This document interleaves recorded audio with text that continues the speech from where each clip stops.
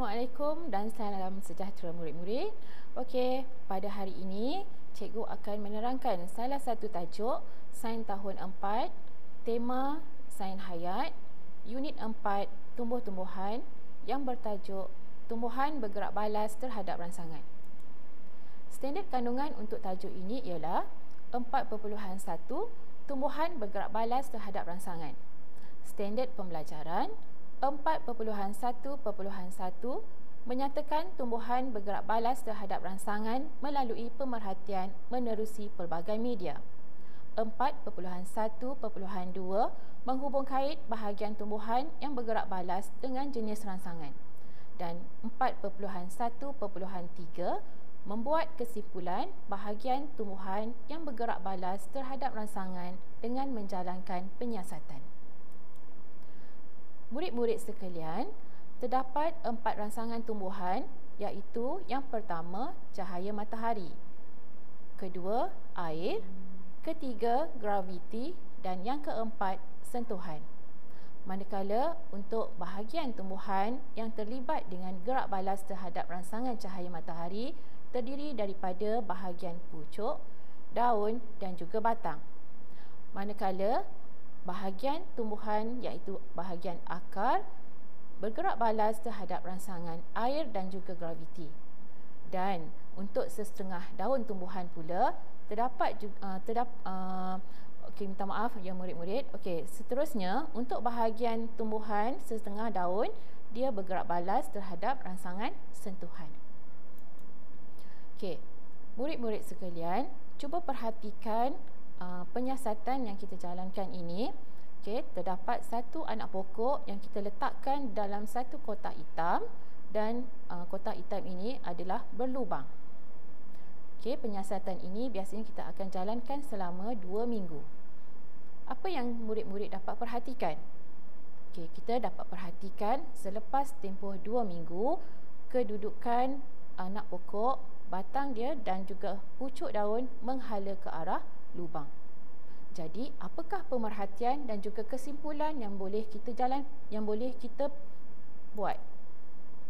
Okey, pemerhatian yang murid-murid boleh nyatakan berdasarkan penyiasatan ini ialah pucuk anak pokok telah bergerak ke arah lubang kotak tersebut. Untuk kesimpulan pula, murid-murid boleh nyatakan bahawa pucuk dan batang tumbuhan bergerak balas terhadap cahaya matahari. Okey, kita lihat pula penyiasatan seterusnya, iaitu apabila kita menyiram air pada pokok untuk setiap hari. Kita dapat perhatikan selepas 2 minggu akar akan bergerak ke arah air. Jadi, apakah pemerhatian yang sesuai untuk penyiasatan ini? Murid-murid boleh nyatakan bahawa pemerhatian dia ialah akar tumbuhan bergerak ke arah tanah yang lembap. Kesimpulannya, akar tumbuhan bergerak balas terhadap air. Seterusnya, berkaitan dengan gerak balas terhadap graviti, kita cuba perhatikan penyiasatan ini di mana kita boleh lihat akar tumbuhan bergerak ke arah graviti manakala pucuk tumbuhan bergerak menjauhi graviti. Dalam satu penyiasatan lain pula, kita cuba perhatikan anak pokok yang dibiarkan selama 2 minggu di dalam bekas yang tergantung. Kita dapat perhatikan selepas tempoh 2 minggu, akar akan bergerak ke arah bawah dan pucuk akan bergerak ke arah atas. Ini menunjukkan bahawa akar anak pokok bergerak ke arah graviti, manakala pucuk anak pokok bergerak ke arah lawan graviti. Kesimpulannya, akar tumbuhan bergerak balas terhadap graviti. Untuk gerak balas terhadap sentuhan pula, sesetengah daun tumbuhan ia akan bergerak balas terhadap rangsangan sentuhan. Sebagai contoh, daun pokok semalu. Daun pokok semalu akan tertutup apabila disentuh. Kenapa? Ini kerana ia ingin melindungi dirinya daripada disentuh oleh haiwan herbivor ataupun musuh. Jadi, sebagai kesimpulannya, daun tumbuhan bergerak balas terhadap rangsangan sentuhan. Satu lagi contoh gerak balas tumbuhan terhadap rangsangan sentuhan ialah pokok perangkap lalat ataupun dikenali sebagai Venus flytrap. Apa itu Venus flytrap? Venus flytrap adalah sejenis tumbuhan karnivor. Daunnya boleh terbuka dan tertutup apabila disentuh, seolah-olah seperti satu perangkap. Apabila serangga menyentuh daun dia, ia akan tertutup dan mengakibatkan serangga tersebut menjadi makanan tumbuhan itu.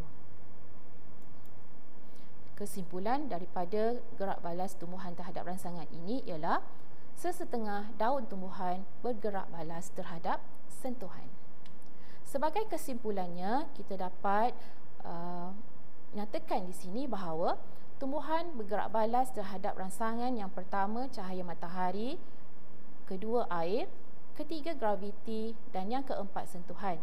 Dan bahagian tumbuhan yang terlibat dalam gerak balas ini, jika dilihat bahagian pucuk, daun dan juga batang, ia adalah bergerak balas terhadap rangsangan cahaya matahari, akar bergerak balas terhadap rangsangan air dan graviti, manakala sesetengah daun tumbuhan bergerak balas terhadap rangsangan sentuhan. Baiklah murid-murid, sebelum cikgu mengakhiri penerangan tajuk hari ini, cikgu ada sertakan set soalan untuk murid-murid jawab sebagai latihan pengukuhan. Murid-murid boleh menggunakan aplikasi QR Code untuk mengimbas latihan ini. Selamat menjawab murid-murid. Sekian, terima kasih.